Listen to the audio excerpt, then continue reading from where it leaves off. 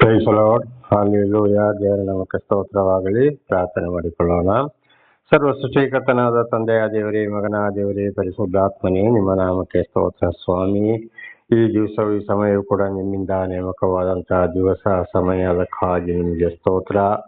ಈ ದಿವಸದ ಸಂದೇಶದ ಭಾಗವನ್ನು ಕೂಡ ಹೇರಳವಾಗಿ ಆಶೀರ್ವದಿಸಿ ನಿಮ್ಮ ಪವಿತ್ರ ಆತ್ಮರ ಮೂಲಕ ನಡೆಸುವುದಕ್ಕಾಗಿ ಸ್ತೋತ್ರ. ನಿಮ್ಮೆಲ್ಲ ಪ್ರೀತಿಗಾಗಿ, ಸಹಾಯಕ್ಕಾಗಿ ಸ್ತೋತ್ರ.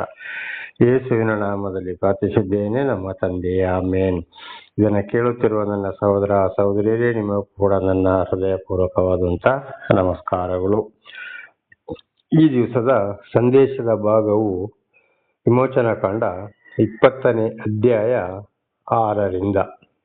ವಿಮೋಚನಾ ಕಾಂಡ 20ನೇ ಅಧ್ಯಾಯ 6ರಿಂದ ಅಂದರೆ 2ನೇ ಆಜ್ಞೆ. ದೇವರ ನಾಮಕ್ಕೆ ಸ್ತೋತ್ರವಾಗಲಿ. ಹಲ್ಲೆಲೂಯಾ. ಹಾಗೆ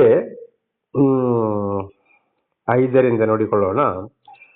ಅವುಗಳಿಗೆ ಅಡ್ಡ ಬೀಳಲು ಬಾರದು, ಪೂಜೆ ಮಾಡಲು ಬಾರದು. ನಿನ್ನ ದೇವರಾದ ಯೆಹೋವನೆಂಬ ನಾನು ನನಗೆ ಸಲ್ಲತಕ್ಕ ಗೌರವವನ್ನು ಮತ್ತೊಬ್ಬನಿಗೆ ಸಲ್ಲಗೊಡಿಸದವನಾದ್ದರಿಂದ ನನ್ನನ್ನು ದ್ವೇಷಿಸುವವರ ವಿಷಯದಲ್ಲಿ ತಂದೆಗಳ ದೋಷಫಲವನ್ನು ಮಕ್ಕಳ ಮೇಲೆ 3-4 ತಲೆಗಳವರೆಗೆ ಬರುವ ಮಾಡುವವನಾಗಿಯೂ, ನನ್ನನ್ನು ಪ್ರೀತಿಸಿ ನನ್ನ ಆಜ್ಞೆಗಳನ್ನು ಕೈಗೊಳ್ಳುವವರಿಗೂ 1000 ತಲೆಗಳವರೆಗೆ ದಯೆ ತೋರಿಸುವವನಾಗಿಯೂ ಇದ್ದೇನೆ. ದೇವರ ನಾಮಕ್ಕೆ ಸ್ತೋತ್ರವಾಗಲಿ. ಇದನ್ನು ಬಹಳ ದಿವಸ ಕೂಡ ನಾವು ತಿಳ್ಕೊಂಡಿದ್ದೇವೆ. ನನ್ನ ಸಾಕ್ಷಿಯಲ್ಲಿ 10 ಆಜ್ಞೆಗಳು, ಅದರ ಮೇಲೆ 2 ಸಲ, ಮತ್ತೊಂದು ಸಲ ಈಗ ಆದಿಕಾಂಡದಿಂದ ಒಂದು ಬದಿಯಿಂದಲೇ ವಾಕ್ಯವನ್ನು ನಾವು ತಿಳಿದುಕೊಳ್ಳುವಾಗ ಇದನ್ನು ತಿಳಿದುಕೊಳ್ಳಲೇಬೇಕಾಗಿದೆ. ಹಾಗೆ ದೇವರು ಯಾರು, ಅವರ ಹೆಸರುಗಳು ಏನು ಅಂತ ಹೇಳುವಂಥದ್ದು, ವಿಗ್ರಹ ಮನುಷ್ಯರು ಮಾಡಿದ್ದು ಅದು ದೇವರುಗಳು ಅಲ್ಲವೇ ಅಲ್ಲ ಅಂತ ಹೇಳುವಂಥದ್ದು, ಈ ವಿಷಯವನ್ನು ಕೂಡ ನಿನ್ನೆ ನಾವು ತಿಳಿದುಕೊಂಡಿದ್ದೇವೆ. ಪೂಜೆ ಮಾಡಲೂಬಾರ್ದು, ದೇವರಿಗೆ ಪೂಜೆ ಅಲ್ಲ. ಅರಣ್ಯಕಾಂಡದಲ್ಲಿ ಬರೆಯಲ್ಪಟ್ಟಿದೆ, ನಿಮ್ಮ ಹೋಮ ಯಜ್ಞಗಳಿಗಿಂತ ಅದಕ್ಕೆ ದೇವರು ಮೆಚ್ಚುವುದಿಲ್ಲ. ದೇವರ ವಾಕ್ಯಕ್ಕೆ ವಿಧೇಯರಾಗಿ ಯಾರು ಜೀವಿಸ್ತಾರೋ ಅವರು ಮಾತ್ರ ಅಂಥವರನ್ನ ದೇವರು ಇವತ್ತು ಮೆಚ್ಚುತ್ತಾರೆ ಅಂತೇಳಿ. ಅನೇಕ ಕಷ್ಟ, ಸಂಕಟ, ದುಃಖಗಳಿಗೆ ಎಷ್ಟೆಷ್ಟೋ ಖರ್ಚು ಮಾಡಿಕೊಂಡು, ಎಲ್ಲಿಗೋ ಹೋಗಿ ಪೂಜೆ ಮಾಡಿಕೊಂಡು, ಎಷ್ಟೆಷ್ಟೋ 1000 ಖರ್ಚು ಮಾಡಿಕೊಂಡು, ಅಲ್ಲಿಂದ ಏನೇನೋ ಪ್ರಸಾದ, ತೀರ್ಥ, ಈ ತೀರ್ಥ ಅಂತ ತಿಳ್ಕೊಂಡು ಹೋಗ್ಕೊಂಡು ಮಾಡ್ತಾರೆ. ಮಾಯಾ ಮಂತ್ರ, ಜ್ಯೋತಿಷ ಇಂಥದನ್ನ ಕೂಡ ಮಾಡ್ಕೊಂಡು ಬರ್ತಾರೆ. ದೆವ್ವ ಹಿಡಿದು ಕುಣಿಯೋರಲ್ಲಿಗೂ ಕೂಡ ಹೋಗ್ತಾರೆ. ಅಲ್ಲಿಂದ ಏನೇನೋ ಮಾಡ್ಕೊಂಡು ಬರ್ತಾರೆ, ಪ್ರಾಣಿ ಬಲಿ ಕೊಡ್ತಾರೆ, ಏನೇನೋ ಮಾಡ್ತಾರೆ. ಕಡೆಗೆ ಬಹಳ ಕಷ್ಟ, ಸಂಕಟ, ದುಃಖಗಳು ತಪ್ಪುವುದೇ ಜಾಸ್ತಿ. ಅವರಿಂದ ಬಿಡುಗಡೆ ಆಗಲು ಸಾಧ್ಯವೇ ಇಲ್ಲ. ಕಾರಣ ಯಾಕೆ? ಅದೆಲ್ಲ ದೇವರಿಗೆ ಬೇಕಾಗಿಲ್ಲ. ಅದೆಲ್ಲ ದುಷ್ಟಶಕ್ತಿಗಳ ಪ್ರಭಾವವಾಗಿದೆ. ಸೈತಾನ ಅಂದ್ರೆ ದೆವ್ವ, ದುಷ್ಟಶಕ್ತಿಗಳು ಅಂತ ಅದರ ಅರ್ಥ. ಹಾಗೆ ಸರ್ವ ಸೃಷ್ಟಿಕರ್ತನಾದಂಥ ದೇವರ ಮಾತನ್ನ ಇವತ್ತು ನಾವು ಕೇಳಿಕೊಂಡು ವಿಧೇಯರಾಗಿ ಜೀವಿಸಿದರೆ ಎಲ್ಲ ಕಷ್ಟ, ಸಂಕಟ, ದುಃಖಗಳಿಂದಲೂ ಬಿಡುಗಡೆಯಾಗಲಿಕ್ಕೆ ಸಾಧ್ಯವಿದೆ. ಇದು ನನ್ನ ಜೀವಿತದಲ್ಲಿ ಕೂಡ ನಮ್ಮ ಕುಟುಂಬವು ಸರ್ವ ನಾಶ ಆಗಲಿಕ್ಕೆ ಆದಂತಹ ಸಂದರ್ಭದಲ್ಲಿ ಅದು ಎಲ್ರಿಗೂ ಗೊತ್ತಿದೆ. ನಿಮ್ಗೆ ಹೇಳ್ಬೇಕಾದಂತ ಅವಶ್ಯಕತೆ ಇಲ್ಲ. ಎಲ್ಲೆಲ್ಲಿಗೋ 8 ವರ್ಷ ಕಟ್ಟು ತಗೊಂಡು ಹೋದೆ, ಯಾವುದೋ ಕುಲದೇವರು ಏನೇನೋ ಮಾಡಿ ಕಡೆಗೆ ಅಂತೂ ಸಂಪೂರ್ಣ ನಾಶದ ದಾರಿಗೆ ಬಂದೆ ಹೊರತು ಯಾವ ಜ್ಯೋತಿಷ, ಮಾಯಾ ಮಂತ್ರ, ದೆವ್ವ ಹಿಡಿದು ಕೊಂಡವರು, ಯಾವ ವಿಗ್ರಹಗಳು, ಯಾವ ಬ್ರಾಹ್ಮಣ ಪೂಜೆ, ಯಾವ ಮಠಾಧೀಶರು, ಯಾವ ದೇವಸ್ಥಾನದಿಂದಲೂ ನಮಗೆ ಪರಿಹಾರ ಆಗಲಿಲ್ಲ. ಹಾಗೆ 1995ನೇ ಇಸವಿಯಲ್ಲಿ ಕಡೆಗೆ 3 ಜನ ಸಹೋದರರ ಮುಖಾಂತರ ಕೇರಳದ ಒಂದು ದೇವಾಲಯದ ಅಡ್ರೆಸ್ ಸಿಕ್ಕಿದರಿಂದ, ವಿಳಾಸ ಸಿಕ್ಕಿತು. ಅಲ್ಲಿ ಹೋದ ಮೇಲೆ ಆಗ ಗೊತ್ತಾಯಿತು ನಿಜವಾದ ದೇವರ ಪರಿಸ್ಥಿತಿ. ಅವತ್ತೇ ರಾತ್ರಿ ನನಗೆ ದೇವರ ದರ್ಶನವಾಯಿತು. 2095ನೇ ಇಸವಿ ಅಲ್ಲಿಂದ 1995ನೇ ಇಸವಿ ಅಕ್ಟೋಬರ್ ತಿಂಗಳ ಕೊನೆಯ ವಾರದಲ್ಲಿ ಈ ವಿಷಯಗಳು ನಡೆದಿದ್ದು. ಅಲ್ಲಿಂದ ದೇವರೇ ಬದಲು ಮಾಡ್ತಾ ಬಂದ್ರು. ಅದೇ ವಿಷಯವನ್ನು ಇವತ್ತು ಸಾಕ್ಷಿ ನುಡಿಯುವನಾಗಿದ್ದೇನೆ. ದೇವರ ನಾಮಕ್ಕೆ ಸ್ತೋತ್ರವಾಗಲಿ. ಹಾಗೆ ಯಾವುದೇ ಪೂಜೆ ಪುಸ್ಕಾರ ಅದು ಇದು ಯಾವುದೇ ಬೇಕಾಗಿಲ್ಲ. ದೇವರ ನಾಮಕ್ಕೆ ಸ್ತೋತ್ರ. ವಾಕ್ಯಕ್ಕೆ ವಿಧೇಯರಾಗಿ ಜೀವಿಸಲೇಬೇಕಾಗಿದೆ. ನಾವು ಅಡ್ಡ ಬೀಳಲು ಬಾರದು. ನಿನ್ನೆ ಕೂಡ ಅದನ್ನು ನಾವು ತಿಳಿದುಕೊಂಡಿದ್ದೆ. ಉದ್ದಕ್ಕೆ ಅಡ್ಡ ಬೀಳೋದು ಏನ್ ಮಾಡೋಕ್ಕೂ ಆಗೋದಿಲ್ಲ. ವಿಗ್ರಹಗಳ ವಿಷಯಗಳು ಹೇಗೆ ಅಂತೇಳಿ ನಿನ್ನೆ ಕೂಡ ನಾವು ಅದನ್ನ ತಿಳಿದುಕೊಂಡಿದ್ದೇವೆ. ದೇವರ ನಾಮಕ್ಕೆ ಸ್ತೋತ್ರ. ಒಂದು ವೇಳೆ ಮತ್ತೆ ನೋಡಿ, ಈಗ ನಾವು ದೇವರಿಗೆ ಸಲ್ಲತಕ್ಕ ಗೌರವ ಅಂದ್ರೆ ಯೆಹೋವನೆಂಬ ನಾನು ನನಗೆ ಸಲ್ಲತಕ್ಕ ಗೌರವವನ್ನು ಮತ್ತೊಬ್ಬನಿಗೆ ಸಲ್ಲಗೊಡಿಸಿದವನಾದುದರಿಂದ ನನ್ನನ್ನು ದ್ವೇಷಿಸುವ ವಿಷಯದಲ್ಲಿ ತಂದೆಗಳ ದೋಷ ಫಲವನ್ನು ಮಕ್ಕಳ ಮೇಲೆ 3-4 ತಲೆಗಳವರೆಗೆ ಬರುವ ಮಾಡೋನಾಗಿಯೂ. ಈಗ ದೇವರು ದರ್ಶನ ಕೊಟ್ಟಿದ್ದಾರೆ, ಕೊಡ್ತಲೇ ಇದ್ದಾರೆ. ಮತ್ತು ಖಂಡಿತವಾಗಿ ವಿಗ್ರಹಗಳ ಬಳಿಗೆ ಹೋಗುವುದು, ಪೂಜೆ ಪುಸ್ಕಾರ, ಹೋಮ ಯಜ್ಞ, ಪ್ರಾಣಿ ಬಲಿ, ಮಾಯಾ ಮಂತ್ರ, ಜ್ಯೋತಿಷ, ದೆವ್ವ ಹಿಡಿದವರ ಬಳಿಗೆ ಹೋಗುವಂಥದ್ದು, ದೇವರ ವಾಕ್ಯಕ್ಕೆ ವಿರುದ್ಧವಾಗಿ ನಡೆದವರಿಗೆ ಮಾತ್ರವಲ್ಲ, ತಂದೆಗಳ ದೋಷ ಫಲ 3-4 ಮಕ್ಕಳ ತಲೆಮಾರಿಗೆ. ವಿಮೋಚನ ಕಂಡ 34ನೇ ಅಧ್ಯಾಯ 7ನೇ ವಚನದಲ್ಲಿ ಕೂಡ ಇದೇ ಬರೆಯಲ್ಪಟ್ಟಿದೆ. ಅದು ದೇವರು ದರ್ಶನ ಕೊಟ್ಟ ಮೇಲೆ ಯಾರು ವಿರೋಧವಾಗಿ ನಡೀತಾರೋ ಅವರ 3-4 ಮಕ್ಕಳ ತಲೆಮಾರಿಗಳು ಕೂಡ ಶಾಪ ಬಂದೇ ಬರುತ್ತದೆ ಎಂಬುದಾಗಿ. ಆದ್ದರಿಂದ ಇದು ಸರ್ವ ಸೃಷ್ಟಿಗತನಾದಂಥ ದೇವರ ಮಾತಾಗಿದೆ, ಪರಮಾತ್ಮ ಭಗವಂತನ ಮಾತು ಆಗಿದೆ. ದೇವರ ನಾಮಕ್ಕೆ ಸ್ತೋತ್ರವಾಗಲಿ. ಆದ್ದರಿಂದ ಬಹಳ ಎಚ್ಚರವಾಗಿರಬೇಕು. ಹಾಗೆ ಮಕ್ಕಳ ಆಶೀರ್ವಾದಕ್ಕೂ ಕೂಡ ಈ ತಂದೆ ತಾಯಂದಿರ ಒಂದು ಕೆಟ್ಟ ನಡತೆ ದೇವರಿಗೆ ವಿರೋಧವಾಗಿ ನಡೆದುಕೊಳ್ಳುವುದಾಗಿದೆ. ಆದ್ದರಿಂದ ಮಕ್ಕಳ ಜೀವನಕ್ಕೂ ಕೂಡ ಅದು ಒಂದು ಕಂಟಕವಾಗಿದೆ. ಆದ್ದರಿಂದ ಬಹಳ ವಿಶೇಷ. ಅದು ನಡೆದು ಹೋಗಿದೆ. ದೇವರು ಯಾವ ನನಗೆ ದರ್ಶನ ಕೊಟ್ಟು ಗ್ರಂಥಗಳನ್ನು ಓದಿ ತಿಳಿದುಕೊಳ್ಳುವಂತ ಜ್ಞಾನವನ್ನ ಕೊಟ್ಟರೋ, ಸಹಾಯ ಮಾಡಿ ಈಗಲೂ ನನ್ನನ್ನು ನಡೆಸ್ತಾ ಇದ್ದಾರೋ, ಅನೇಕ ಕಡೆಗೆ ಹೇಳುವಂತ ಒಂದು ಸೌಭಾಗ್ಯ, ಸಾಕ್ಷಿ ಕೊಡುವಂತ ಒಂದು ಭಾಗ್ಯವನ್ನು ಕೂಡ ಹಾಗೆ ಇದೇ ವಿಷಯ ಇವತ್ತು ತಂದೆಗಳ ದೋಷ ಫಲ ಮಕ್ಕಳ ಮೇಲೆ ಕೂಡ ಬಂದು ಹೋಗಿದೆ, ಬರುತ್ತಲೇ ಇದೆ. ಆದ್ರಿಂದ ದೇವರ ದರ್ಶನವಾದ ಮೇಲೆ, ಸರ್ವ ಸೃಷ್ಟಿಕರ್ತನಾದ ದೇವರ ಹೆಸರು ನಮಗೆ ಗೊತ್ತಾದ ಮೇಲೆ ನಾವು ಹಿಂದಿನ ಪಾಪಗಳನ್ನ ಬಿಟ್ಟು ಜೀವಿಸಲೇಬೇಕು. ಇಲ್ಲದಿದ್ದರೆ ಅಂಥವರಿಗೂ ಮತ್ತು ಅಂಥವರ ಮಕ್ಕಳಿಗೂ ಕೂಡ ಅಲ್ಲಿ ಬಹಳ ತೊಂದರೆ ಇದೆ ಅಂತಂದ್ರೆ ದೇವರೊಂದು ಕೋಪ ಅಂಥವರ ಮೇಲೆ ಎರಗುತ್ತದೆ ಅಂತೇಳಿ ಇಬ್ರಿಯ ಗ್ರಂಥದಲ್ಲಿ ಕೂಡ ಬರೆಯಲ್ಪಟ್ಟಿದೆ. ದೇವರ ನಾಮಕ್ಕೆ ಸ್ತೋತ್ರವಾಗಲಿ. ಹಾಗೆ ನನ್ನನ್ನು ಪ್ರೀತಿಸಿ ನನ್ನ ಆಜ್ಞೆಗಳನ್ನು ಕೈಗೊಳ್ಳುವವರಿಗೂ 1000 ತಲೆಗಳವರೆಗೆ ದಯೆ ತೋರಿಸುವನಾಗಿ ಇದ್ದೇನೆ. ಹಿಂದಿನ ದೇವರನ್ನು ಅರಿಯದ ಕಾಲದಲ್ಲಿ, ಅಂದರೆ ದೇವರನ್ನೇ ತಿಳಿಯಪಡಿಸಿದಂತ ಕಾಲದಲ್ಲಿ ಹಿಂದೆ ನಾವು ಏನೇ ಪಾಪಗಳು ಮಾಡಿ ಹೋಗಿದ್ದರೂ ಕೂಡ ಅದಕ್ಕೆ ಕ್ಷಮೆ ಇದೆ. ಯಾವಾಗ ದೇವರನ್ನೇ ತಿಳಿಯಪಡಿಸಿದರೋ, ದೇವರು ನಮ್ಮನ್ನು ಅನೇಕ ಕೇಡುಗಳ ನಂತರ ನಾನಾ ತರದ ಪಾಪ, ನಮ್ಮ ಹಿರಿಯರ ಪಾಪಗಳಿಂದ ನಮ್ಮನ್ನು ಬಿಡುಗಡೆ ಮಾಡಿ ನಮಗೆ ತಿಳಿಸುತ್ತಾ ಬರ್ತಾರೆ. ಇವತ್ತು ಬೇರೆ ಇತರರ ಒಳ್ಳೆ ದೇವರಿಂದ ಆಯ್ಕೆಯಾದವರ ಮಾತಿನ ಮುಖಾರ ಅಥವಾ ಗ್ರಂಥಗಳ ಮುಖಾಂತರ ದೇವರನ್ನು ತಿಳಿದುಕೊಳ್ತೇವೆ. ಮತ್ತು ನಾವು ತಿಳ್ಕೊಂಡು ಹಿಂದಿನ ನಮ್ಮ ನಡೆ ನುಡಿ ಕ್ರಿಯೆಗಳನ್ನ ಬಿಟ್ಟು ದೇವರ ವಾಕ್ಯಕ್ಕೆ ವಿಧೇಯರಾಗಿ ಜೀವಿಸಿದ್ರೆ ಅಂಥವರಿಗೆ 1000 ವರ್ಷಗಳವರೆಗೆ ಅಲ್ಲಿ ಪ್ರೀತಿ, ದೇವರ ಪ್ರೀತಿ ಅಂದ್ರೆ ಮಕ್ಕಳು ಮರಿಮಕ್ಕಳು ಮೊಮ್ಮಕ್ಕಳು ಹೀಗೆ 1000 ವರ್ಷಗಳವರೆಗೆ ಪ್ರೀತಿ ಇರ್ತದಂತೆ. ದೇವರ ನಾಮಕ್ಕೆ ಸ್ತೋತ್ರವಾಗಲಿ. ಅದುವೇ ನೋಡಿ ದೇವರ ಒಂದು ಆಶೀರ್ವಾದವು ಹೀಗೆ. ದೇವರ ಪ್ರೀತಿ 1000 ವರ್ಷದಿಂದ ಮೇಲೆ ಅಂದ್ರೆ ಇಡೀ ಸಂತಾನವನ್ನೇ ದೇವರ ಆಶೀರ್ವಾದ ಮಾಡ್ತಾರೆ. ಹಾಗೆ ಇಲ್ಲಿ ತಂದೆ ತಾಯಿಗಳು ತಪ್ಪಿ ಹೋದ್ರೆ ಆ ಪಾಪಗಳು ಖಂಡಿತ ಇವರ ಮಕ್ಕಳ ಮೇಲೆ ಕೂಡ ಬರ್ತದೆ ಅಂತ ಇದರ ಅರ್ಥವಾಗಿದೆ. ದೇವರ ನಾಮಕ್ಕೆ ಸ್ತೋತ್ರಗಳು. ಇದನ್ನು ಇವತ್ತು ಅನೇಕ ಸೇವಕರುಗಳು ಹೇಳ್ತಾರೆ, ಅದು ಏನಿಲ್ಲ, ಅದೆಲ್ಲ ಹಳೆ ಒಡಂಬಡಿಕೆಯಲ್ಲಿ ಹೋಯ್ತು, ಹೊಸ ಒಡಂಬಡಿಕೆಯಲ್ಲಿ ಅದೆಲ್ಲ ಇಲ್ಲ. ಯೇಸುವಿನ ಮೇಲೆ ನಂಬಿಕೆ ಇಟ್ಟರೆ ಸಾಕು. ನಂಬಿಕೆ ಅಂದ್ರೆ ಏನು ಅಂತ ಅದು ಅವರಿಗೆ ಗೊತ್ತಿಲ್ಲ. ಅನೇಕರ ಬಾಯಲ್ಲಿ ಆ ಮಾತು ಬರ್ತಾ ಇದೆ. ನಂಬಿಕೆ ಅಂದ್ರೆ ದೇವರ ವಾಕ್ಯಕ್ಕೆ ಸಂಪೂರ್ಣವಾಗಿ ವಿಧೇಯರಾಗುವಂಥದ್ದು. ಹಳೆ ಒಡಂಬಡಿಕೆ ಮತ್ತು ಹೊಸ ಒಡಂಬಡಿಕೆ ಇರ್ಬೋದು, ರಾಮಾಯಣ ಇರ್ಬೋದು, ಮಹಾಭಾರತ ಇರ್ಬೋದು, ಭಗವದ್ಗೀತೆ ಇರ್ಬೋದು, 18 ಪುರಾಣಗಳಿರ್ಬೋದು, ಋಗ್ವೇದ, ಯಜುರ್ವೇದ, ಸಾಮವೇದ, ಅಥರ್ವಣ ಇರ್ಬೋದು, ಅಥವಾ ಕುರಾನ್ ಕೂಡ ಇರ್ಬೋದು. ಇದು ಆಯಾಯ ಧರ್ಮಗಳಿಗೆ ಆದದ್ದು ಅವರಿಗೆ ಸಂಬಂಧಪಟ್ಟ ಗ್ರಂಥಗಳಲ್ಲಿ ದೇವರನ್ನ ತಿಳಿದುಕೊಳ್ಳುವಂಥದ್ದು. ದೇವರ ನಾಮಕ್ಕೆ ಸ್ತೋತ್ರವಾಗಲಿ. ಹಲ್ಲೆಲೂಯಾ. ಹಾಗೆ ವಿಧೇಯರಾಗಿ ಜೀವಿಸಿದಾಗ ಮಾತ್ರ ಅಲ್ಲಿ ಆಶೀರ್ವಾದ, 1000 ವರ್ಷಗಳವರೆಗೆ ಪ್ರೀತಿ ಇರುತ್ತದೆ. ದೇವರ ನಾಮಕ್ಕೆ ಸ್ತೋತ್ರವಾಗಲಿ. ಹಾಗೆ ಖಂಡಿತವಾಗಿ ತಂದೆ ತಾಯಿಯಂದಿರು ಬಹಳ ಎಚ್ಚರವಾಗಿ ಇರಬೇಕು. ಹಲ್ಲೆಲೂಯಾ. ಹಾಗೆ ಈಗ 2ನೇ ಆಜ್ಞೆ ಮುಕ್ತಾಯವಾಯಿತು. ಈಗ 3ನೇ ಆಜ್ಞೆಗೆ ಹೋಗೋಣ. ವಿಮೋಚನ ಕಾಂಡ 20ನೇ ಅಧ್ಯಾಯ 7ನೇ ವಚನ. ನಿನ್ನ ದೇವರಾದ ಯೆಹೋವನ ಹೆಸರನ್ನು ಅಯೋಗ್ಯ ಕಾರ್ಯಕ್ಕಾಗಿ ಎತ್ತಬಾರದು. ಯೆಹೋವನು ತನ್ನ ಹೆಸರನ್ನು ಅಯೋಗ್ಯ ಕಾರ್ಯಕ್ಕಾಗಿ ಎತ್ತುವವನು ಶಿಕ್ಷಿಸದೆ ಬಿಡುವುದಿಲ್ಲ. ನೋಡಿ, ಯಾವಾಗಲೂ ಕೆಟ್ಟ ಹೆಸರಿಗೆ ನಾವು ದೇವರನ್ನು ಅರಿತ ಮೇಲೆ ಈಗ ಕೆಟ್ಟ ಹೆಸರಿಗೆ ದೇವರ ಕಾರ್ಯವನ್ನು ಎತ್ತಬಾರದು. ಅಂದ್ರೆ ಒಬ್ಬೊಬ್ರು ಏನ್ ಮಾಡ್ತಾರೆ, ಇವತ್ತು ಕದೀತಾರೆ, ನಾನು ದೇವರಾಣೆ ಕದ್ದಿಲ್ಲ, ಹಾಗೆ ಮಾಡಿಲ್ಲ, ಸುಳ್ಳು ಹೇಳ್ತಾರೆ, ಹಾಗೆ ಮಾಡಿಲ್ಲ, ಹೀಗೆ ಮಾಡಿಲ್ಲ ಅಂತ ಹೇಳ್ತಾರೆ.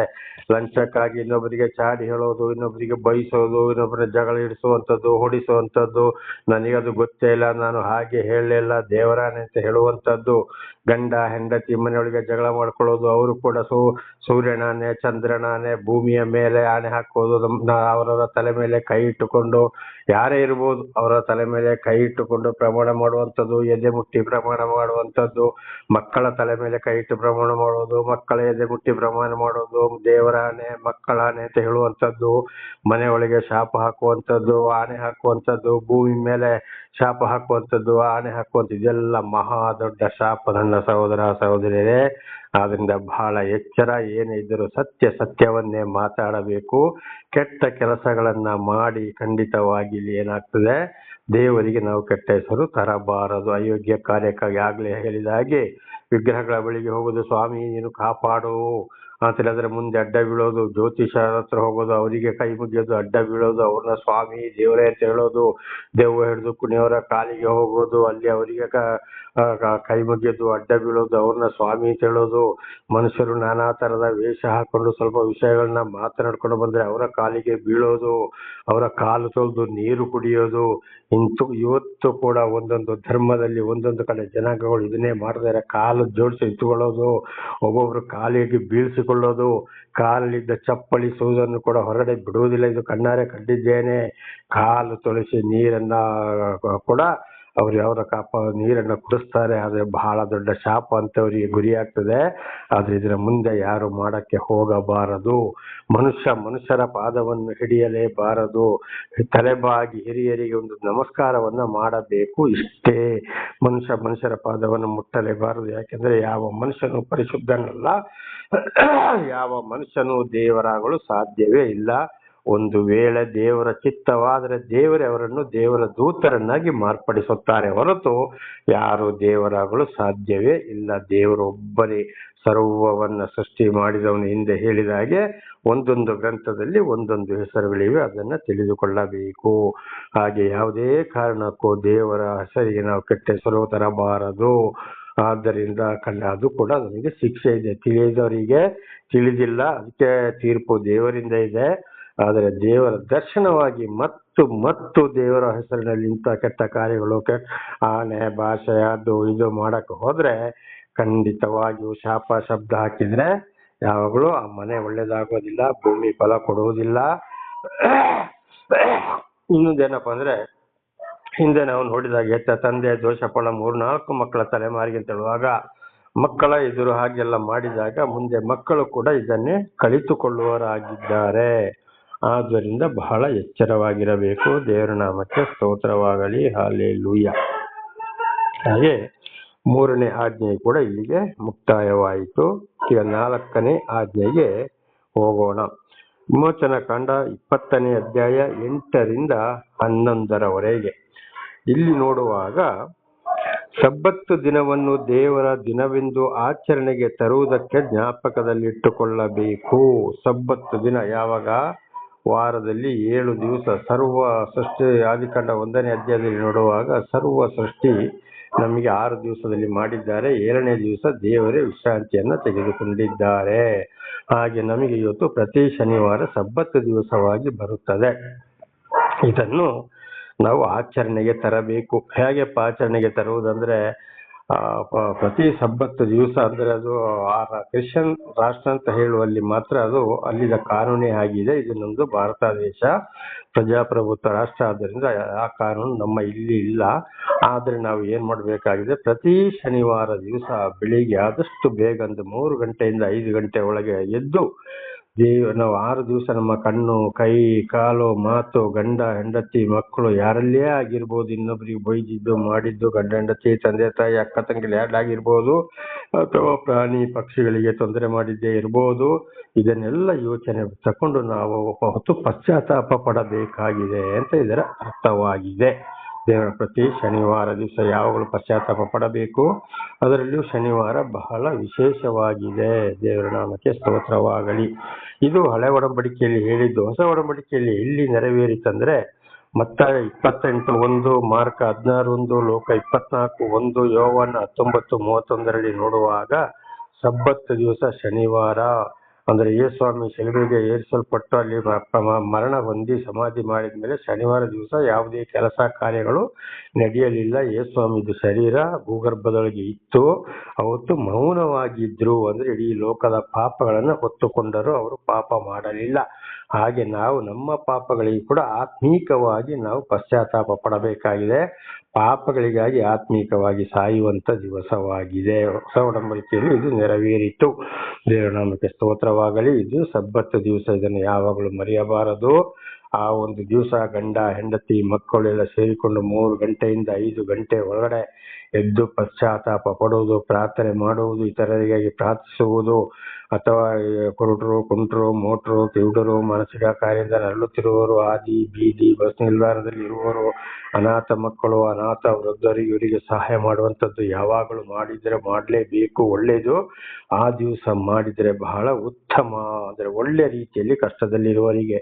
ಇವತ್ತು ಮದ್ಯಪಾನ, ಧೂಮಪಾನ, ನಾನಾ ಥರ ಹೊಡೆದಾಟ ರೌಡಿತನ ಮಾಡಿ ಏನೇನೋ ಮಾಡಿ ಇವತ್ತು ಅಂಥವರಿಗೆ ಸಹಾಯ ಮಾಡಲು ಹೋಗಲೇಬಾರದು. ಒಳ್ಳೆ ರೀತಿಯಲ್ಲಿ ಕಷ್ಟದಲ್ಲಿದ್ದವರಿಗೆ ಸಹಾಯ ಮಾಡಬೇಕು. ಇದು ಸಬ್ಬತ್ತು ದಿನವಾಗಿದೆ, ಅದನ್ನು ಆಚರಣೆಗೆ ತರಲೇಬೇಕು. ಇದು ಹಳೆ ಒಡಂಬಡಿಕೆಯಲ್ಲಿ ಹೊಸ ಒಡಂಬಡಿಕೆಯಲ್ಲಿ ಕೂಡ ಇರುವಂತ ವಿಷಯ. ದೇವರ ನಾಮಕ್ಕೆ ಸ್ತೋತ್ರವಾಗಲಿ. ಹಾಗೆ ಇದನ್ನು ಅನೇಕರು ಇವತ್ತು ಏನ್ ಮಾಡ್ತಾ ಇದ್ದಾರೆ ಅಂದ್ರೆ ಸಬ್ಬತ್ ದಿವಸ ಭಾನುವಾರ ಅಂತೇಳಿ ಈ ಜನಗಳನ್ನ ಅನೇಕ ಸೇವಕರುಗಳು ಇವತ್ತು ವಂಚಿಸ್ತಾ ಇದ್ದಾರೆ. ಆದರೆ ಅವರಿಗೆ ಅದು ಗೊತ್ತಿಲ್ಲ. ಅವರು ಅದರ ಬೈಬಲ್ ಸರಿಯಾಗಿ ಸ್ಟಡಿ ಮಾಡಕ್ಕೆ ಹೋಗಿಲ್ಲ, ಅಂತ ಜ್ಞಾನ ಅವರಲ್ಲಿ ಇಲ್ಲ. ಅದಕ್ಕೆ ದೇವರು ಯೆರೆಮೀಯನ ಗ್ರಂಥದಲ್ಲಿ ಹೇಳಿದ್ದಾರೆ, ನನ್ನ ಜ್ಞಾನವನ್ನು ನಾನು ಎಲ್ಲರಿಗೂ ಕೊಡುವುದಿಲ್ಲ, ಕೊಡೋರಿಗೆ ಮಾತ್ರ ಕೊಡ್ತೇನೆ ಅಂತ ಹೇಳಿ. ಇವರು ಬೈಬಲ್ ಕಾಲೇಜಿಗೆ ಹೋಗಿರ್ತಾರೆ, ಅಲ್ಲಿ ಏನು ಹೇಳಿರ್ತಾರೆ ಅದನ್ನ ಕೇಳಿಕೊಂಡು ಬರ್ತಾರೆ. ಅನೇಕ ಪಾಸ್ಟರ್ಗಳು ಇವತ್ತು ಅದನ್ನೇ ಹೇಳ್ತಾರೆ, ಇಲ್ಲ ನಮಗೆ ಬೈಬಲ್ ಕಾಲೇಜಲ್ಲಿ ಹಾಗೆ ಹೇಳಿದ್ರು ಹೀಗೆ ಹೇಳಿದ್ರು ಅಂತ. ಇವತ್ತು ಉದಾಹರಣೆಗೆ ಸತ್ಯವೇದ ಎಂಬ ಬೈಬಲ್ ಅಲ್ಲಿ 66 ಪುಸ್ತಕಗಳಿವೆ. ಪವಿತ್ರ ಗ್ರಂಥ ಬೈಬಲ್ ಅಂತ ಹೇಳುವಲ್ಲಿ 78 ಪುಸ್ತಕಗಳಿವೆ. ಹೀಗಿರುವಾಗ ಪರಿಶುದ್ಧ ಬೈಬಲ್ ಅಲ್ಲಿ ಕೂಡ 66 ಪುಸ್ತಕಗಳಿವೆ. ಹೀಗಿರುವಾಗ ಈ ಬೈಬಲ್ ಅಲ್ಲಿ ಭಾನುವಾರ ದಿವಸ ಸಬ್ಬತ್ ಅಂತ ಒಂದು ವಾಕ್ಯ ಎಲ್ಲಿಯಾದ್ರೂ ಎಲ್ಲಿಯೂ ಬರೆಯಲ್ಪಟ್ಟಿಲ್ಲ. ದೇವರ ನಾಮಕ್ಕೆ ಸ್ತೋತ್ರವಾಗಲಿ. ಅದು ಬರ್ದಿದ್ದನ್ನ ಇಲ್ಲ ಅಂತ ಹೇಳಬಾರ್ದು, ಇಲ್ಲ ಅದನ್ನ ಇದೆ ಅಂತ ಹೇಳಬಾರ್ದು. ಅಂತವರಿಗೂ ಬಹಳ ಸುಳ್ಳು ಹೇಳಿ ಬೋಧನೆ ಮಾಡುವವರಿಗೆ ಬಹಳ ಶಿಕ್ಷೆ ಬರ್ತದೆ ಅಂತ ಹೇಳಿ ನಮಗೆ ಬೈಬಲ್ ಸ್ಪಷ್ಟವಾಗಿ ತಿಳಿಸ್ತದೆ. ಧರ್ಮೋಪದೇಶಕಾಂಡ 4:2-12-32, ಪ್ರಕಟಣೆ ಗ್ರಂಥ 22:18-19, ಜ್ಞಾನೋಕ್ತಿ 30:6, ಪ್ರಕಟಣೆ 21:8. ಇಲ್ಲಿಷ್ಟನ್ನು ನೋಡುವಾಗ ಅಲ್ಲಿ ಸುಳ್ಳು ಹೇಳಿದವರಿಗೆ ಬಹಳ ಶಿಕ್ಷೆ ಇದೆ ಅಂತಾಗಿದೆ. ಹಾಗೆ ದೇವರ ವಾಕ್ಯವನ್ನ ಬಿತ್ತರಿಸುವಾಗ ಬಹಳ ಎಚ್ಚರವಾಗಿರಬೇಕು. ಯಾವುದೋ ಹಣದಾಸೆಗಾಗಿ ಅದು ಇದು ನೋಡ್ಕೊಂಡು ನಾನಾ ತರದಲ್ಲಿ ಇವತ್ತು ಜನರ ಮುಖ ನೋಡಿಕೊಂಡು ಜನರಿಗೆ ಮೆಚ್ಚುಗೆಯಾಗಿ ಮಾತಾಡುವವರಾಗಿದ್ದಾರೆ. ಮತ್ತಾಯ 5:17-20 ಓದುವಾಗ, ಮೋಶೆ ಧರ್ಮಶಾಸ್ತ್ರವನ್ನಾಗಲಿ ಪ್ರವಾದಿಗಳ ಪ್ರವಚನವನ್ನಾಗಲಿ ನಾನು ರದ್ದು ಮಾಡೋದಕ್ಕೆ ತೆಗೆದುಹಾಕುವುದಕ್ಕೆ ಬಂದಿಲ್ಲ, ನೆರವೇರಿಸುವುದಕ್ಕೆ ಬಂದಿದ್ದೇನೆ. ಭೂಮಿ ಆಕಾಶವು ಅಳಿದು ಹೋದರೂ ಅದರಲ್ಲಿ ಬರೆದಿರುವ ಒಂದು ಚುಕ್ಕಿಯು ನಿರರ್ಥಕವಾಗದು. ಅದರಲ್ಲಿ ಇರುವುದನ್ನ ತಪ್ಪಾಗಿ ಬೋಧಿಸುವನು ಪರಲೋಕಕ್ಕಿಂತ ಬಹಳ ದೂರವಾಗಿರುವನು. ಅದರಂತೆ ನಡೆದುಕೊಂಡು ಜನರಿಗೂ ಅದರಂತೆ ಎಚ್ಚರಿಸುವನು ಪರಲೋಕಕ್ಕೆ ಹತ್ತಿರವಾಗಿರುವನು.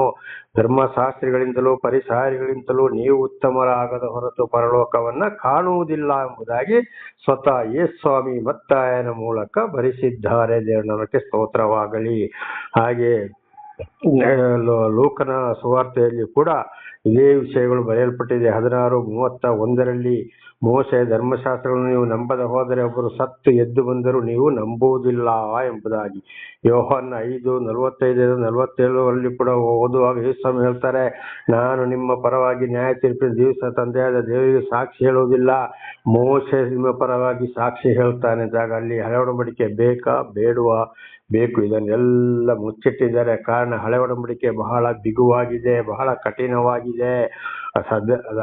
ಆದರೂ ಕೂಡ ಸರಿಯಾಗಿ ಇವತ್ತು ಬೈಬಲ್ ತಿಳ್ಕೊಂಡ್ರೆ ಹಳೆ ಒಡಂಬಡಿಕೆಯಿಂದಲೂ ಕಠಿಣವಾಗಿ ಹೊಸ ಒಡಂಬಡಿಕೆ ಇದೆ, ಇದನ್ನು ಅರ್ಥ ಮಾಡಿಕೊಳ್ಳುವಂತ ಜ್ಞಾನ ಇರಬೇಕಾಗಿದೆ. ದೇವರ ನಾಮಕ್ಕೆ ಸ್ತೋತ್ರವಾಗಲಿ. ಹಾಗೆ ಸಬ್ಬತ್ ದಿವಸ ಭಾನುವಾರ ಅಲ್ಲ, ದೇವರ ಮಹಿಮೆಯ ದಿವಸ ಭಾನುವಾರ. ದೇವರು ಮೃತ್ಯುಂಜಯನಾದಂತ ದಿವಸ, ಅಂದ್ರೆ ಸಾವನ್ನು ಜಯಿಸಿದಂತ ದಿವಸವಾಗಿದೆ. ಸಮಾಧಿಯಿಂದ ಎದ್ದು ಬಂದಂತ ದಿವಸವಾಗಿದೆ. ಸಬ್ಬತ್ ದಿವಸ ಅಂದರೆ ವಿಶ್ರಾಂತಿ. ನಾವು ಪಾಪಗಳಿಗಾಗಿ ಪಶ್ಚಾತ್ತಾಪ ಪಡುವುದಾಗಿದೆ. ಅದು ಶನಿವಾರ ದಿವಸ, ವಾರದ ಕೊನೆಯ ದಿವಸ, 7ನೆಯ ದಿವಸ. ಅದುವೇ ಶನಿವಾರ ಮಧ್ಯಾಹ್ನ ಮೇಲೆ ಶಾಲಾ ಮಕ್ಕಳಿಗೂ ಕೂಡ ಇವತ್ತು ರಜೆಯಾಗಿದೆ. ದೇವರ ನಾಮಕ್ಕೆ ಸ್ತೋತ್ರವಾಗಲಿ. ಹಾಗೆ ಮುಂದೆ ಹೋಗೋಣ. ಅದರಲ್ಲಿ 9ನೇ ವಚನ, 6 ದಿವಸಗಳಲ್ಲಿ ನೀನು ದುಡಿದು ನಿನ್ನ ಕೆಲಸವನ್ನೆಲ್ಲ ಮಾಡಬೇಕು. 7ನೇ ದಿವಸ ನಿನ್ನ ದೇವರಾದ ಯೆಹೋವನಿಗೆ ಮೀಸಲಾದ ವಿಶ್ರಾಂತಿ ದಿನವಾಗಿದೆ. ನೋಡಿ, ದೇವರು ಯೆಹೋವ ಅಂದರೆ ಇಬ್ರು ಭಾಷೆ, ಕನ್ನಡದಲ್ಲಿ ಪರಮಾತ್ಮ, ಭಗವಂತ, ಸರ್ವೇಶ್ವರ, ಪರಮೇಶ್ವರ, ಅಲ್ಲಾಹ್ ಅಕ್ಬರು, ಶ್ರೀಕೃಷ್ಣ ಪರಮಾತ್ಮ, ಶ್ರೀಮನ್ನಾರಾಯಣನು ಕೂಡ ಅವರೇ ಆಗಿದ್ದಾರೆ. ಯೇಸು ಸರ್ವೇಶ್ವರನು ಕೂಡ ಅವರೇ ಆಗಿದ್ದಾರೆ ಅಂತ ಬಹಳ ಸಲ ತಿಳ್ಕೊಂಡಿದ್ದೇವೆ. ಇದು ದೇವರು ನಮಗೆ ಕೊಟ್ಟಂತ, ದೇವರಿಂದ ಯಾರು ಆಯ್ಕೆಯಾಗಿದ್ದಾರೋ, ಯಾರಿಗೆ ದರ್ಶನ ಕೊಟ್ಟಿದ್ದಾರೋ, ಯಾರನ್ನು ನಡೆಸ್ತಾ ಇದ್ದಾರೋ, ಯಾರು ನಡೀತಾ ಇದ್ದಾರೋ ಅವರಿಗೆ ಬಹಳ ಒಂದು ಕಡ್ಡಾಯ ದಿವಸವಾಗಿದೆ. ಆ ದಿವಸ ಒಂದು ವಿಶ್ರಾಂತಿ ದಿವಸವಾಗಿದೆ. 6 ದಿವಸದಲ್ಲಿ ದುಡಿ, 7ನೇ ದಿವಸ ಯಾವುದೇ ಕೆಲಸವನ್ನ ಮಾಡಬಾರದು ಅಂತ. ಅಂದ್ರೆ 6 ದಿವಸ ಮಾತ್ರ, ಅಂದ್ರೆ ಭಾನುವಾರದಿಂದ ಶುಕ್ರವಾರದವರೆಗೆ ಅದು ದುಡಿಯಲು ಅವರಿಗೆ ಅವಕಾಶ. ಶನಿವಾರ ಅಂದ್ರೆ ಅವರ ಸ್ವಂತ ಕೆಲಸ ಯಾವುದೇ ಮಾಡಕ್ಕೂ ಕೂಡ ಹೋಗಬಾರದು.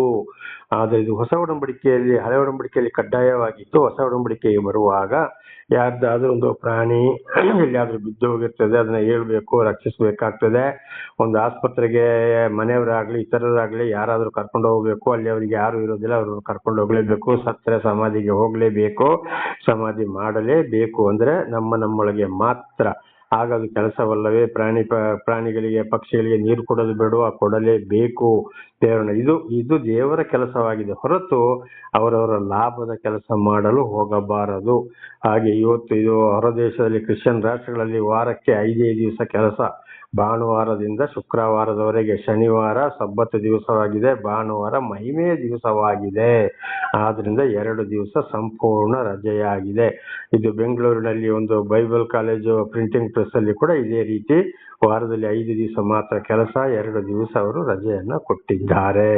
ಇನ್ನೊಂದು 7th ಡೇ ಎಂಬ ಒಂದು ಸಭೆ ಇದೆ, ಅಲ್ಲಿ ಕೂಡ ಈ ದಿವಸವನ್ನ ಅವರು ಚೆನ್ನಾಗಿ ಪಾಲಿಸ್ತಾ ಇದ್ದಾರೆ. ದೇವರ ನಾಮಕ್ಕೆ ಸ್ತೋತ್ರವಾಗಲಿ. ಹಲ್ಲೆಲೂಯಾ. ಆದ್ರೆ ಇದು ಪ್ರಜಾಪ್ರಭುತ್ವ ರಾಷ್ಟ್ರ, ಭಾರತ ದೇಶದಲ್ಲಿ ಇದ್ದೇವೆ ನಾವು. ಇಲ್ಲಿ ಕಾನೂನು ಬೇರೆ ಇದೆ. ಅದಕ್ಕೆ ಆಗ್ಲೇ ಹೇಳಿದ್ದು, ಬೆಳಿಗ್ಗೆ 3 ಗಂಟೆಯಿಂದ 5 ಗಂಟೆ ಒಳಗಡೆ ಗಂಡ, ಹೆಂಡತಿ, ಮಕ್ಕಳು, ಇಡೀ ಮನೆಯವರು ಒಂದು ಸೇರಿ ಅವತ್ತು ಒಂದು ದಿವಸ ಬೆಳಿಗ್ಗೆ ಒಂದಾಗಿ ನಾವು ಪಶ್ಚಾತ್ತಾಪ ಪಡುವುದಾದರೆ, ದೇವರಲ್ಲಿ ಒಪ್ಪಿಕೊಂಡು ಯಾರ್ಯಾರು ತಪ್ಪು ಮಾಡಿದ್ರೆ ಅವರನ್ನು ಕ್ಷಮಿಸುವುದಾದರೆ ಖಂಡಿತವಾಗಿ ದೇವರು ಬಹಳ ಚೆನ್ನಾಗಿ ಅಂತವರನ್ನ ಆಶೀರ್ವಾದ ಮಾಡ್ತಾರೆ. ಅದುವೇ ಹೇಳಿದ್ದು ವಚನಕಾಂಡ 20ನೇ ಅಧ್ಯಾಯ 6ನೇ ವಾಕ್ಯದಲ್ಲಿ, ನನ್ನನ್ನು ಪ್ರೀತಿಸಿ ನನ್ನ ಆಜ್ಞೆಗಳನ್ನು ಕೈಗೊಳ್ಳುವವರಿಗೋ 1000 ವರ್ಷಗಳವರೆಗೆ ದಯೆ ತೋರಿಸ್ತೇನೆ ಎಂಬುದಾಗಿ. ಆದ್ರಿಂದ ಇದನ್ನೆಲ್ಲ ಇವತ್ತು ಮುಚ್ಚಿಟ್ಟು ತಪ್ಪಾಗಿ ಬೋಧನೆ ಮಾಡಿ ಜನಗಳನ್ನ ತಪ್ಪು ಹಾದಿಗೆ ಅನೇಕರು ಸೇವಕರು ಇವತ್ತು ಏನ್ ಮಾಡ್ತಾ ಇದ್ದಾರೆ? ಸುಳ್ಳು ಇದನ್ನು ನಡೆಸ್ತಾ ಇದ್ದಾರೆ. ಆದ್ದರಿಂದ ನನ್ನ ಸಹೋದರ ಸಹೋದರಿಯರೇ, ಚೆನ್ನಾಗಿ ಅರ್ಥ ಮಾಡಿಕೊಂಡು ಇಂಥ ವಾಕ್ಯಗಳನ್ನ ನಿಮ್ಮ ಜೀವಿತಕ್ಕೆ ಅಳವಡಿಸಿಕೊಂಡು ನಡೆಯಿರಿ.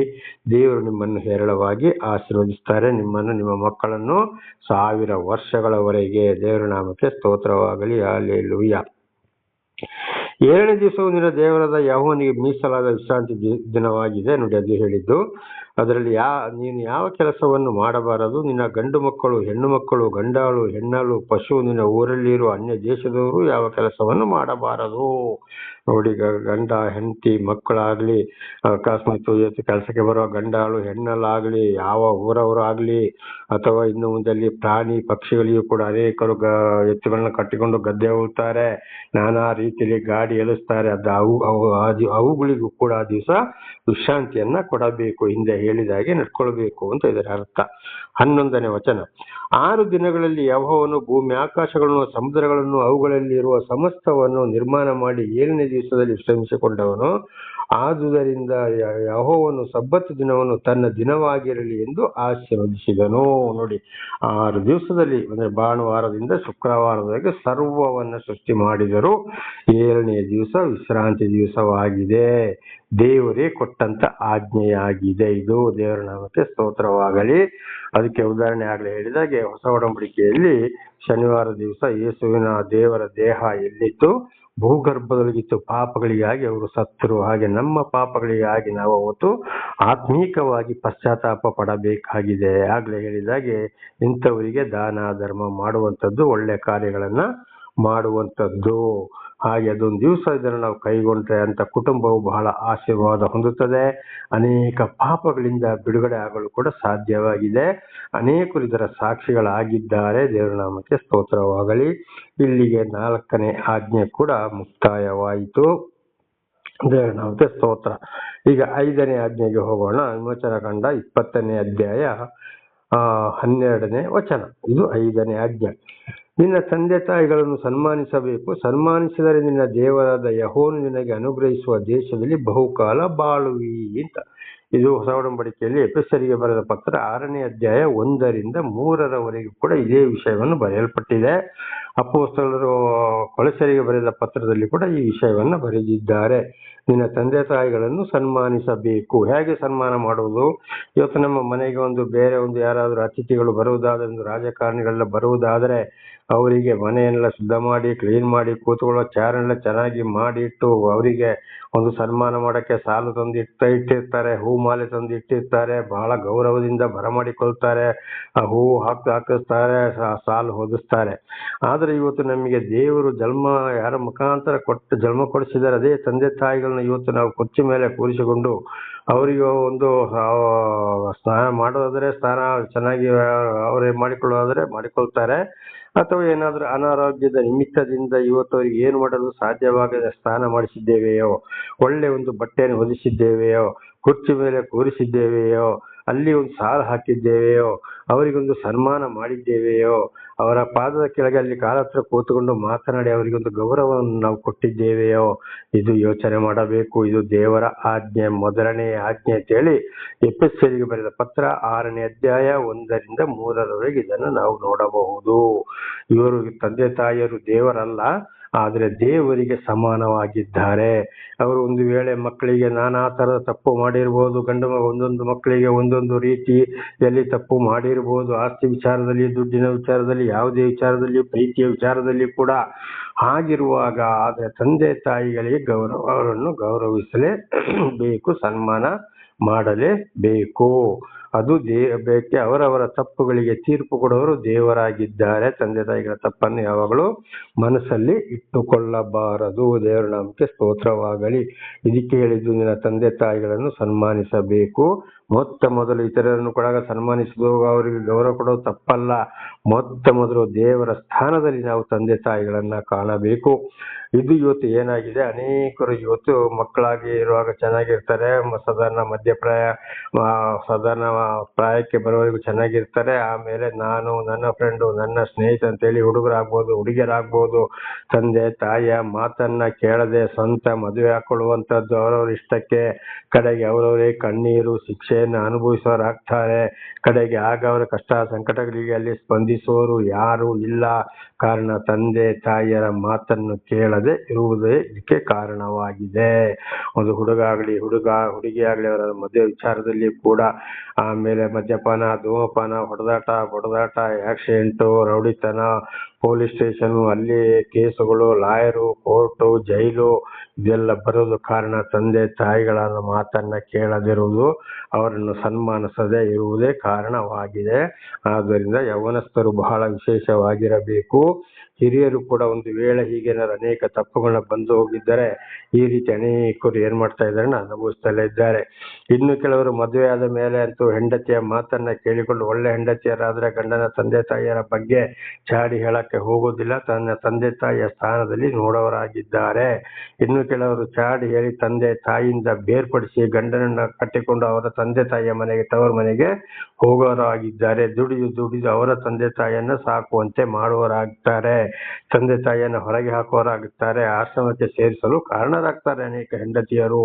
ಅದೇ ಮಕ್ಕಳು ಆಗ ಗಂಡಂದಿರು ಅಂದ್ರೆ ಇವರ ಗಂಡು ಮಕ್ಕಳು ಏನ್ ಮಾಡ್ತಾರೆ, ತಂದೆ ತಾಯಿಗೆ ಹೊಡೆಯೋದು ಬಡಿಯೋದು. ಇದಕ್ಕೆ ಬೇಕಾದಷ್ಟು ಸಾಕ್ಷಿ ಇದೆ. ಹಿಂದೆ ಕೂಡ ಒಂದ್ಸಲ ಹೇಳಿದ್ದೇನೆ. ಒಬ್ಬನು ಇದೇ ರೀತಿ ಮಾಡಿ ಕಡೆಗೆ ಹೊರಗಡೆ ಮಲಗಿದವನ ರಾತ್ರಿ ರುಂಡವನ್ನ ಕತ್ತರಿಸಿ ಬಿಟ್ಟರು. ಯಾರು ಗೊತ್ತಿಲ್ಲ. ಕೇಸು ಇವತ್ತಿಗೂ ಸಿಕ್ಲಿಲ್ಲ ಅಪರಾಧಿಗಳು. ಹಾಗೆ ಇವತ್ತು ಏನಾಗಿದೆ, ಈ ರೀತಿ ಆದ್ರಿಂದ ತಂದೆ ತಾಯಿಗೆ ವಿರೋಧವಾಗಿ ಬಂದವರಿಗೆ ಬಹಳ ಶಿಕ್ಷೆ ಇದೆ, ಅವರಿಗೆ ಮರಣ ಶಿಕ್ಷೆ ಕೂಡ ಆಗ್ತದೆ ಅಂತ ಹೇಳುವಂಥದ್ದು ಯಾಜಕಾಕಾಂಡದಲ್ಲಿ ಕೂಡ ಬರೆಯಲ್ಪಟ್ಟಿದೆ. ಅದು ಮುಂದೆ ನೋಡಿಕೊಳ್ಳಬಹುದು. ಅದು ಹಾಗೆ ಬೆಳೀತಾ ಹೋದಾಗ ಏನಾಗ್ತದೆ, ತಾನು ಮಾಡಿದ ಪಾಪಕ್ಕಾಗಿ ಇತರರ ಕೈಯಲ್ಲಿ ಪೆಟ್ಟು ತಿನ್ನಬೇಕಾಗ್ಬೋದು, ಅಥವಾ ತನಗೆ ಹುಟ್ಟಿದ ಸ್ವಂತ ಮಕ್ಕಳ ಕೈಯಲ್ಲಿ ಕೂಡ ತಂದೆ ತಾಯಿಗೆ ಮಾಡಿದ ಅವಮಾನವನ್ನ ಇಲ್ಲಿ ಮಕ್ಕಳ ಕೈಯಲ್ಲಿ ಕೂಡ ಅನುಭವಿಸಬೇಕಾಗ್ತದೆ.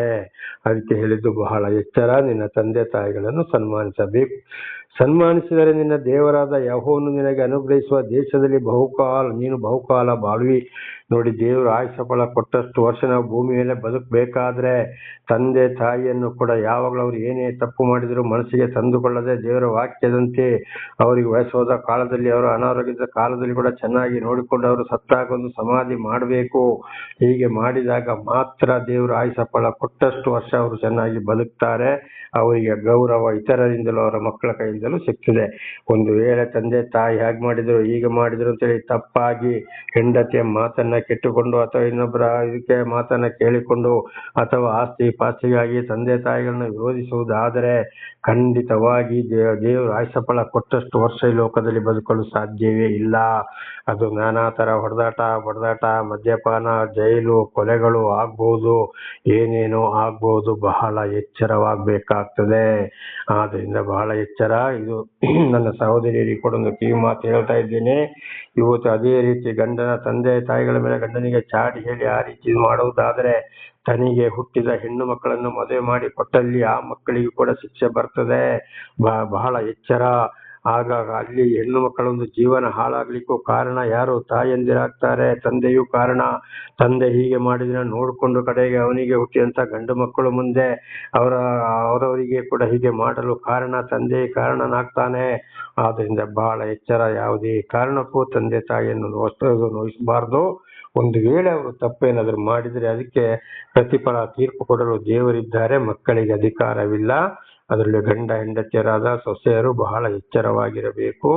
ಯೌವನಸ್ಥರು ಕೂಡ ಅವರ ಮದುವೆ ವಿಚಾರದಲ್ಲಿ ಹಿರಿಯರ ಒಳ್ಳೆ ಮಾತನ್ನ, ತಂದೆ ತಾಯಿ ಮಾತನ್ನ ಮೀರಿ ಹೋಗಲೇ ಬಾರದು. ಖಂಡಿತವಾಗಿ ಶಿಕ್ಷೆ ತಪ್ಪಿಸಿಕೊಳ್ಳಲು ಕಾರಣ ಆಗ್ತದೆ.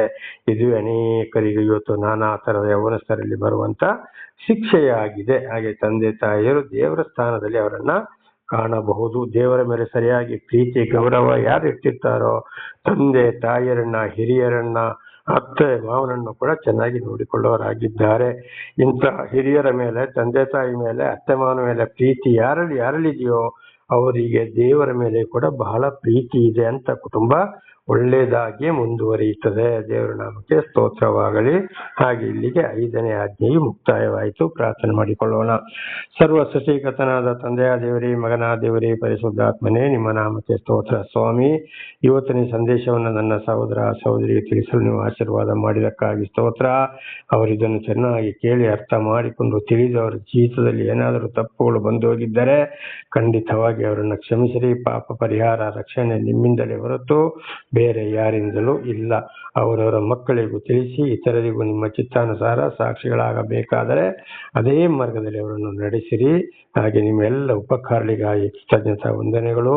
ಯೇಸುವಿನ ನಾಮದಲ್ಲಿ ಪ್ರಾರ್ಥಿಸಿದ್ದೇನೆ ನಮ್ಮ ತಂದೆ, ಆಮೇನ್.